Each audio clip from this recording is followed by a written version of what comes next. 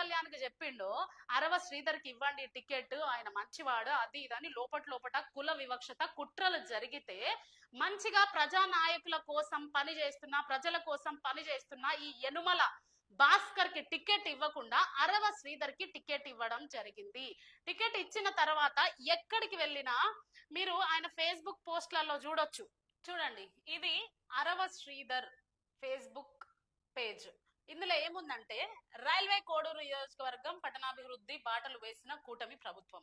Railway Koduru పట్టణంలో 65 లక్షల వ్యాయంతో cement road భూమి పూజ నిర్వహించిన చూడండి భూమి పూజ నిర్వహించిన ముక్క రూపానందరెడ్డి గారు మరియు ఎమ్మెల్యే అరవ శ్రీధర్, ముక్క సాయి వికాస్ రెడ్డి గారు.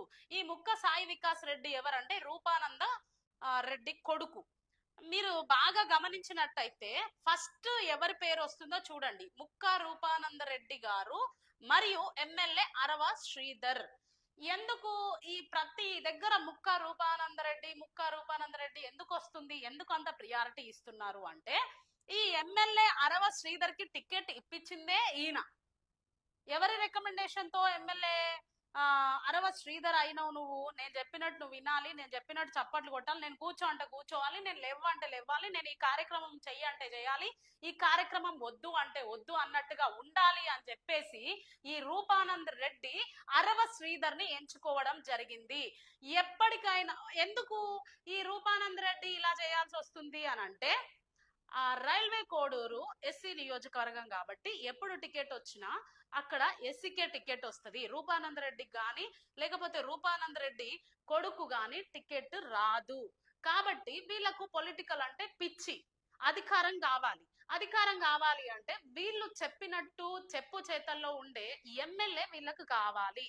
కాబట్టి అరవ శ్రీధర్ కి ఎమ్మెల్యే రికమెండేషన్ తో, ఈ రెడ్డి అనే అహంకారమైన రికమెండేషన్ తో ప్రజలకేమో ఎస్సీకే కదా సీట్ ఇస్తున్నాం అన్నట్టుగా ఎవరైతే ఆయన చెప్పు చేతల్లో ఉంటారో ఈ ముక్క రూపానంద రెడ్డి బాగా మంచిగా ఆలోచించి యనమల భాస్కర్ కి ఇచ్చే టికెట్ అరవ శ్రీధర్ కి ఇప్పించాడు.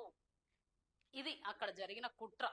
మంచిగా ప్రజల్లో ఉంటూ ప్రజల ప్రాబ్లమ్స్ తెలుసుకుంటూ వెళ్ళే వ్యక్తికి టికెట్ ఇవ్వకుండా పవన్ కళ్యాణ్ కూడా ఏం చేసిందంటే, రెడ్డి ఏదైతే చెప్పిండ్రో ఆ మాట విని అరవ శ్రీధర్ కి, ఈయన ఎస్సీ బిడ్డనే కదా, ఈయనకి ఇస్తే ఏంటి తప్పు అని చెప్పేసి ఇద్దామనుకున్నా కానీ అని అక్కడతో కట్ చేసి ఈయన ఏం చేసిండు, అరవ శ్రీధర్ కి టికెట్ ఇవ్వడం జరిగింది. టికెట్ ఇచ్చిన తర్వాత ప్రజల సమస్యలు ఆయనకు తెలియదు అసలు.